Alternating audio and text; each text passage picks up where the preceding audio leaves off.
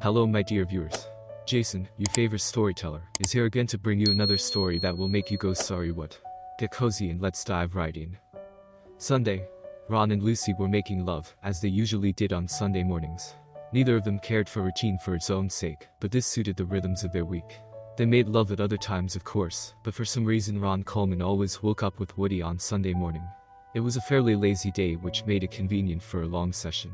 Lucy enjoyed it too, and knew that sex always perked him up. So while she was luxuriating in a warm shower afterwards, he would be in the kitchen making coffee and a big breakfast, bless him. He was approaching his peak now. His mates at work called it the vinegar stroke, something to do with the expression on a man's face apparently.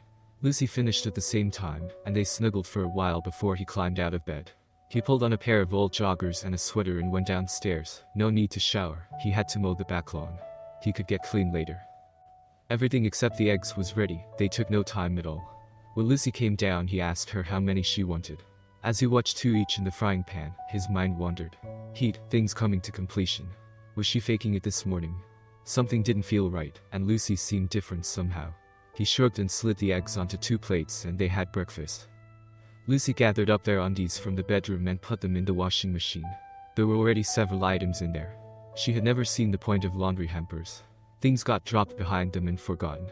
So they both shoved all their dirty clothes straight into the machine. It was just as easy to sort them from there.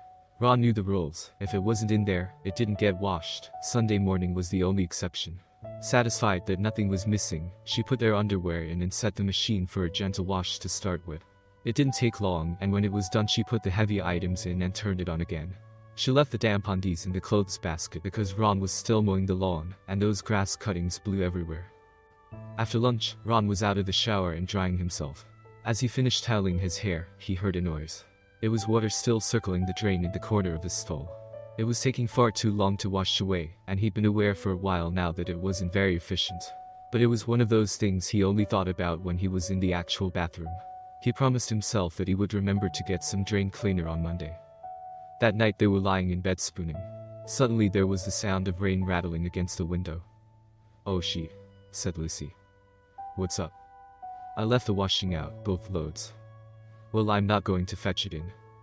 "Just as well I didn't ask you to." She sounded sarcastic. "I had a mate who went to live in Australia. He said that when rain is forecast, they put their washing out.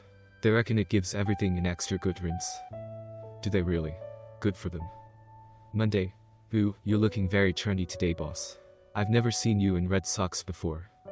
"I was hoping no one would notice, Jen," Ron told his secretary. "All my usual black ones are still wet on the washing line. I'd better buy some more. These are my old football socks. And they're getting worn 2 days in a row, but I'm not telling her that." "Why, Mr. Coleman? I do believe you're embarrassed." "It's simply that I've always believed businessmen should wear black socks. I think there's a law about it." "Well, if you're never going to wear red ones again, I'll have to tell the girls in the office. They'll all want to see." "Don't you dare, I'll send you out to buy me some black socks if you do." "You can try, but I'll miss here. I'll probably come with bright yellow ones." Sure enough, Ron had to endure a morning of giggling girls peeking around his office door. He didn't approve of red socks in the office, but could not see what was so funny about them. So at lunchtime, he bought 2 more black pairs. But when he stopped to consider it, he decided not to put them on after all. The excitement would be over this afternoon. But if Jan saw he'd actually gone to the trouble of changing them, and she would, the giggling would start all over again. He looked at his purchase. Buying socks made him remember that he needed to buy something to clear his shower blockage, so he set off again. "What have you got there?" asked Lucy when he got home. "It's an economy-sized drain cleaner. It's supposed to smell like pine. Our shower isn't draining away properly." "I can't say I'd noticed." "Well, it's irritating me, so I thought I'd sort it out." "Well, I'm about it. I'll do all the toilets and sinks." "Okay." Ron stood in the shower glaring down at the circular metal cover in the corner. And he just knew that it would have moved slightly since the last time he was down there. So it wasn't going to lift out until it was lined up exactly. He'd have to go and find a pair of tweezers. He hated this job, so better get it done now before he tackled the rest of the house. After much cursing and jiggling about with the tweezers, he lined up the top disc and levered it free. Laying it to one side, he used them again and gently lifted out the plastic mesh strap. What was stuck in it was disgusting as always. He took both parts, stooped over the toilet, and began picking off the crap. "I don't get it," he muttered. It should only be hair that gets trapped in here. Why does it always look like sheet? In future he promised himself he would comb through his hair when rinsing, and pull the loose ones off the comb. Then he could throw them straight into the lavatory, less clogging for the drain to cope with. Lucy wouldn't bother to do that, but the fewer times he had to do this chore, the better. Ron picked the brown clumps off the underside of the top cover, and flicked them into the pan. When it was more or less hair-free, he threw it into the sink. He would polish both culprits off with the nail brush. He was peeling off the clinging brown mess from the plastic trap when he suddenly stopped. He was holding a clump which contained black hairs. His was brown, and Lucy's was blonde and long. Had someone else been using this shower? As he stared at it, he registered they were short and curly. Jesus, he said out loud. What if they're pubes? He shook his wrist violently and flicked the mess into the toilet pan and flushed. Once he cleaned both discs and replaced them in the shower floor, he scrubbed his hands. He thought about asking Lucy about it. Obviously he was suspicious this might be evidence of an affair, so he would have to keep the conversation light-hearted.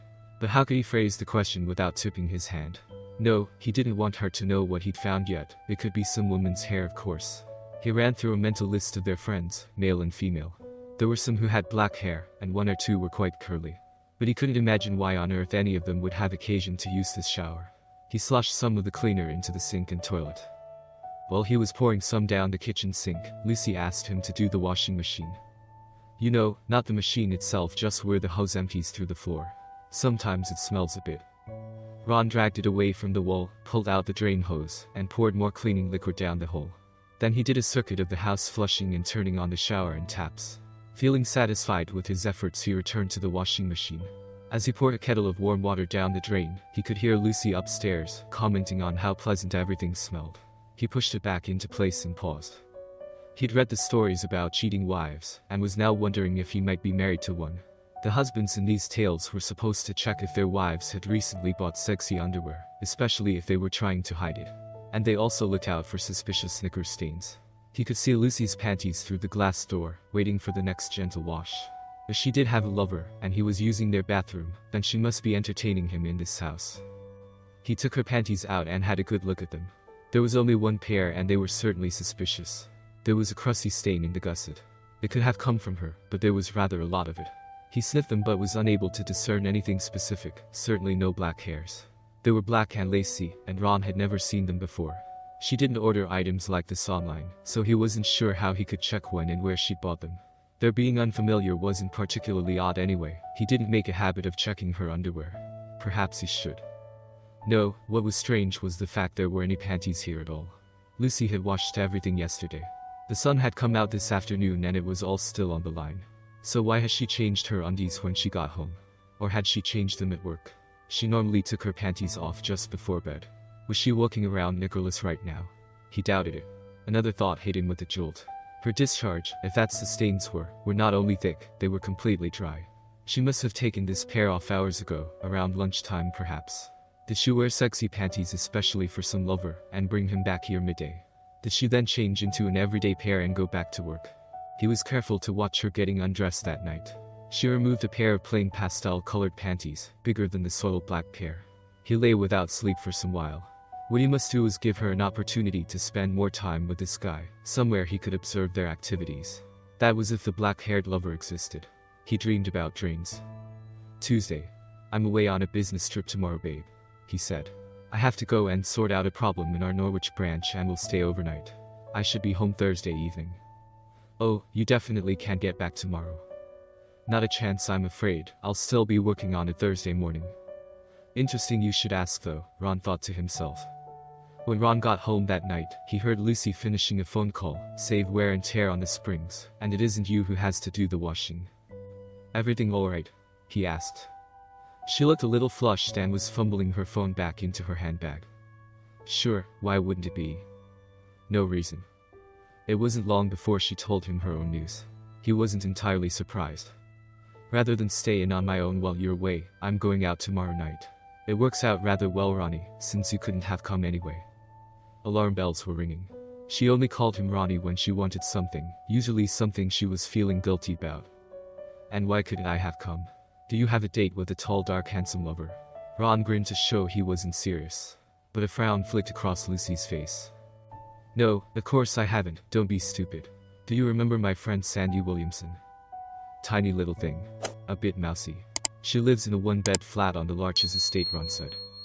And I don't like being called stupid, he added to himself. Yes, that's her. Well, she went on a dating site apparently, and agreed to meet up with a man. Then she got nervous about it and asked her brother Jack to come along as a kind of chaperone. Jack said okay and gave up his cards night. Jack's married to Lisa, isn't he? I asked. They've got a toddler. Yes. Jack plays poker with his mates on Wednesdays, and Lisa has a drink with her workmates on Thursdays. They don't really like individual nights out, but Lisa says the baby's too young for a sitter yet. Anyway, my friend Sandi panicked, suddenly thinking how was she going to get to know this new man if her brother was hanging around. She didn't want to tell Jack she changed her mind as he'd gone to some trouble to help her, so she asked me. Asked you what? If I would go and make up a foursome. It'll look more natural. She and her date can get to know each other, while Jack and I can, well, pretend to. And if they seem to be getting on well, we can say we have to leave. So that's why we couldn't invite you. 5 people going on a date would look ridiculous. It all sounds far too complicated to me. She should have just asked you and me to tag along in the first place. That's exactly what she said. But it's too late now and you couldn't have gone anyway. So while I'm slaving away in the middle of boring Norfolk, you're cozying up to handsome Jack. You know it's not like that. Jack would never have an affair. And I could never do that to Lisa. She was probably right. Anyway, Jack Williamson had brown hair, more like Ron's. Where is this foursome taking place? We're having dinner and drinks at the Lakeview Hotel. It's expensive, so I think the guy wants to impress Sandi. Who's paying for your dinner? Not that it really matters. Jack is. Actually, if Sandi's date had known about the chaperone situation at the outset, he could have booked the dinner through Jack. He's done a lot of work for Lakeview and could probably get a discount. He has. Don't tell me the mystery man has booked a room in case he gets lucky. Ron joked. I very much doubt it. I think Sandi said he lives on the other side of the city, so he's not traveling far. And he'd hardly expect to score on a first date. He has seen photos of Sandi. Would you? Good point. I wouldn't expect to get my hand up Sandi's dress until somewhere around the 10th date. Ron waited until Lucy had gone to bed and checked the washing machine. There was a pink thong in there, and the gusset, what little there was of it, was full of crispy matter. It looked like more than mere vaginal discharge. Christ, was she ducking some guy every day? His marriage was circling the drain and someone was going to get hurt. He went up to bed and noticed a white cotton pair on the floor, 2 pairs again. Perhaps he liked to duck her with her panties on. Wednesday. Ron set off on his bogus trip. He wasn't considering divorce yet. He wasn't considering anything until he was certain what was happening. The problem was if Lucy was bringing tall, dark and handsome back to the house, they were unlikely to go there today. He'd given her an opportunity for an all-nighter. After she'd left for work, he went back in. He hadn't slept well last night and needed a nap. He'd sleep in the guest room, just in case. He woke with a start at 3, nobody here. She would come home from work, shower and get changed, and then go out to dinner. He should watch the house in case she brought the man home for a quickie, though that was unlikely. He had parked round the corner from his house and crossed the road to a tree that would hide him for a while. It wasn't perfect, but he'd be able to see if she brought anyone home. At last Lucy arrived and went in alone. Ron waited 15 minutes and returned to his car. He would go and eat at KFC, and then get a room at Lakeview. He could watch the foursome and then see where Lucy went. When he checked in, he was surprised to find they still had the old-style register. He signed in and had to admire the beautiful leather-bound book. They did everything else on their computer, so probably just kept this for show. Up in his room he waited till 5, got an outside line and called home. Hi babe, I'm in my hotel room but have to go back into the branch office again tonight. The job is taking much longer than I expected. At this rate I may not be getting home till Friday. Oh no, please tell me if that happens, won't you? Yes, I thought you might say that, Ron thought to himself. Sure, I'll call you at work tomorrow lunchtime, and let you know either way. So what are the hotels like up in Norfolk? Ron looked around his room. Much the same as round here, round there I mean. Well, I'm getting ready to go out in a moment, she said. Yes, have fun on your date. I will, but it isn't really a date. If Harold and Sandi get on well, we may finish quite late. Harold. He's her date, silly. Ron sat at the hotel bar and had a pint. He could see the front door and would duck out of sight when they got here. This Harold guy would probably be the first to arrive. He would want to make a good impression and be in place before his date. He wondered if Harold was aware there would be 4 of them. Surely Sandi had forewarned him. Assuming Jack was unaware of Lucy's affair, they would probably use a taxi. And it wouldn't be unreasonable for Lucy to invite Jack in for a nightcap. Sandi too, she hadn't stayed late with her date. Lucy would probably call her lover after they left. He hoped this business didn't run too late. Lucy had said on the phone if it went well she might be home late. But why? If Sandi was comfortable with her date, then Lucy and Jack needn't hang around very long. Surely they would slip away early and leave the new lovebirds to it. His thoughts were interrupted by a voice in reception. "Good evening, I'm Harold Miller and I have a double room booked." Ron heard the receptionist confirm the booking. "Welcome to Lakeview, sir. Here's your key." Could this man who booked a room be his Harold? If he only lives on the other side of town, he must be confident of scoring with shy Sandi. Ron got to his feet, but in his haste he knocked his bar stool over. It landed at the feet of a customer behind him, who jumped back and spilled some of his beer. "Sorry, mate," said Ron. "No harm done." "Here," said the barman, "let me top that up for you, sir." Ron felt obliged to wait. "How much?" he asked the barman. "Don't worry about it, sir, no charge." By the time Ron got to the front desk, Harold had gone. He glanced at the lifts, one had just stopped on floor 3. "Can I help you, sir?" asked the receptionist. "No thanks. I thought I recognized Harold Miller's voice just now. I'm due to meet him this evening." "Well, that is the name of the gentleman who just checked in. He's in 306 if you need to speak to him." She picked up the phone. "No, it's okay, I'll catch him at dinner later." Ron returned to the bar and finished his beer. He went to the gents where he had a piss and gathered his thoughts. If Sandi's date really did live quite close, a taxi home would be cheaper than an overnight stay. So if that was him, what had made him think he would score with Sandi? And why book a room in an expensive hotel? Impressive dinner, yes, but they could have sex at Sandi's place. Perhaps she'd come out of her shell recently and sent him photos of herself, naked. But no, if that was the case she'd already be prepared for sex tonight, and would hardly want any chaperones. There seemed to be an unreal quality to this. Ron returned to the bar and ordered another pint. He'd only taken a sip when he heard a familiar voice. "Let's sit over there in that booth. We've got time for a quick drink." It was Harold again. Ron turned to see him walking through the bar. He was with Sandi, her brother Jack, and Lucy. Ron rapidly turned away. Sheet. Where had they sprung from? He must have missed them arriving while he was in the toilet. And Harold was black. That was a surprise choice for nervous little Sandi. He hunched his shoulders and hoped it would be Harold who came up to the bar. Any of the others would recognize him. He was in luck. "So what do you two want to drink?" "Huh, only you two." "We'll have a gin and tonic and a Guinness, please." Jack was ordering Lucy's usual gin and tonic. Well, she was his date. Women get so flustered when you're in a bar and ask them what they want. He had probably checked in the taxi. So was Sandi not drinking anything? Ron watched him approach in the mirror. He was a big handsome guy, and it was obvious what Sandi saw in him. When the drinks were paid for, he asked for a tray. Ron watched him walk back to their booth. Then he got another shock. He was determined to confirm what he was seeing, that he risked walking towards them. Halfway, he stepped behind a pillar and observed them, trying to process what was before his eyes. The bench seat they'd chosen formed a C shape, and the two girls sitting were together facing him. But Jack, sitting on one short side, was next to his sister.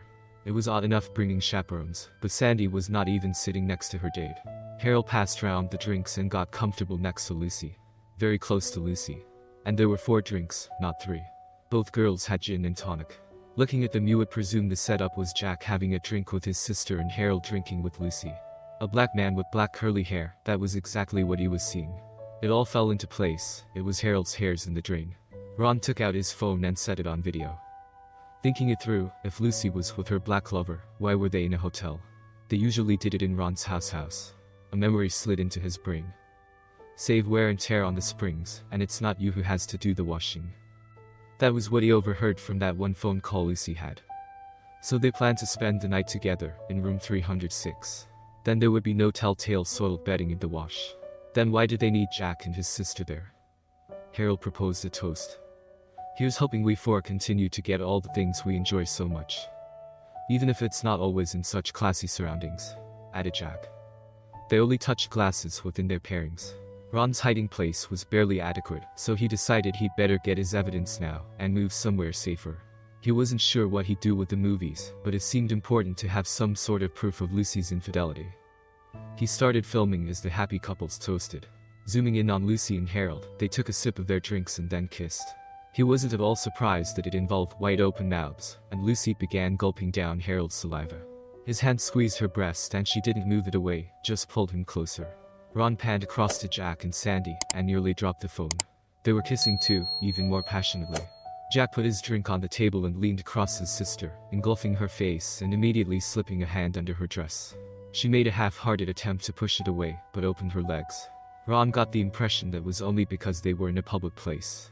If Sandi was having sex with her own brother, it was no wonder she wasn't dating. The surprises were coming thick and fast now.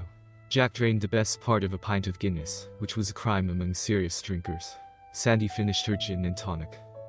"We'll be off then," Jack announced. "Will an hour be okay?" "No problem," said Harold. "Make it an hour and a half if you want. Lucy and I will have dinner first. You two don't get many chances like this, so make the most of it. Lucy and I have got all night."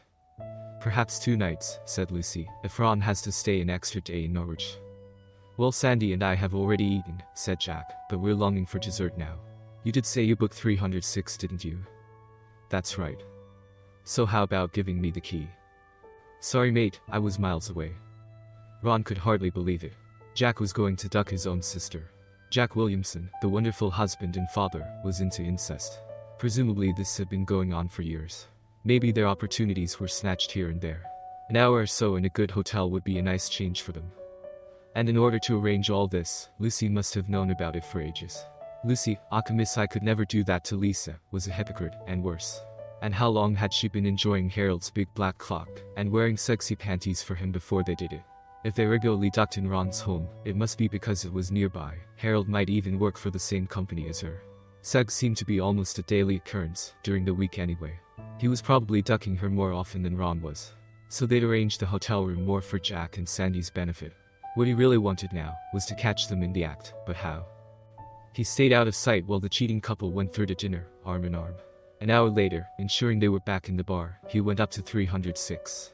He played the video he'd taken and after a couple of attempts, managed to freeze the action on the perfect image. It showed Jack and his sister in their incestuous embrace. Jack's hand was far enough up Sandi's dress to reveal a triangle of white panties. Ron banged on the door and shouted urgent. Then he held the phone image up to the spy hole. He heard Jack pause the other side of the door and shout Jesus. When it opened he was wearing a hotel robe and carrying a towel. His hair was wet. Ron shoved him hard and he stumbled onto the bed. There was no sign of his sister, but the shower was running. "This is a still from a video I took of you lovebirds down in the bar," he told Jack. "I imagine it would give your wife Lisa a heart attack. Before we discuss it, beware I have already forwarded it to my computer. So there's no point in trying to grab it off me." Jack, wide-eyed, nodded. Then Sandi strolled in from the bathroom naked. Ron stepped up to her and held the photo in front of her face. "You understand what this is?" "Why yes," she stuttered. "Then sit on the bed and don't cover yourself. He looked at Jack, "Get dressed quickly." When he'd done so, he just stood there looking stupid and scared. Ron demanded he tell the whole sordid story. He confessed he and his sister had been having sex since their college years. Sandi had always been nervous about dating. She'd only ever had sex with her brother.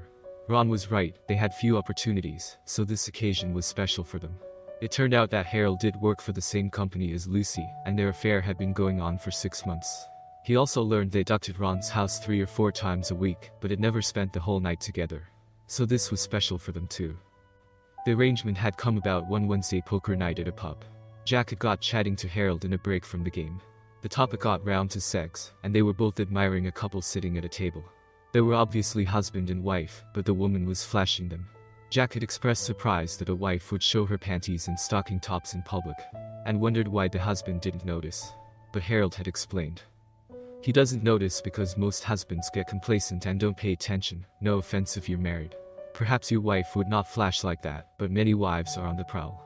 I'm currently ducking a married colleague more often than her old man does. Really, does he know? Some men like to watch. No, he doesn't have a clue, poor chap. We duck on his bed nearly every weekday. She puts an old blanket down to catch the worst of his stains. And boy, are there ever stains. Her knickers are already dripping when we get to her house, and I like to duck her with them still on and pulled to one side. She gets through 2 pairs a day. And after a couple of minutes inside her she squirts all over the place. She makes so much mess she still has to change the bedding regularly. Wow, what a slut. She's a slut alright, insatiable. We can duck at work, though we do manage to sneak off to the toilets for a blue job most days. Is she pretty? You tell me. Jack looked at Ron sheepishly. I'm sorry, he showed me a photo of Lucy naked. Did he send you the photo? No. Did it turn you on, Jack, seeing your friend, my wife, naked? Was she showing everything? Jack admitted he had been aroused at the images. Yes, the photos were pornographic, but he was at pains to point out that it had not been his fault.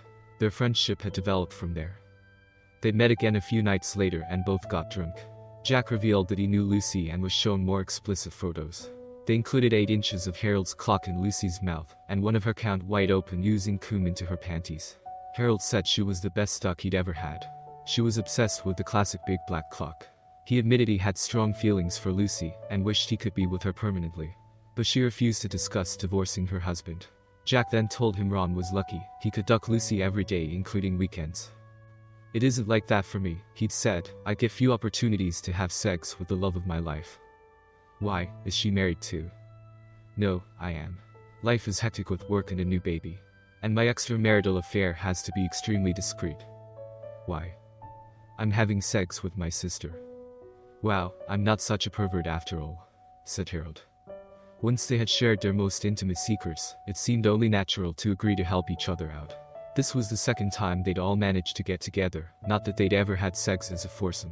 But it was the first time in real comfort for Jack and Sandi. Tonight Lisa had taken the baby to her mother's and would come home at 9 p.m.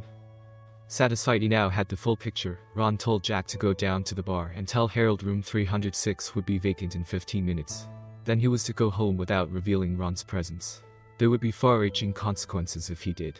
When he left, Ron turned to Sandi.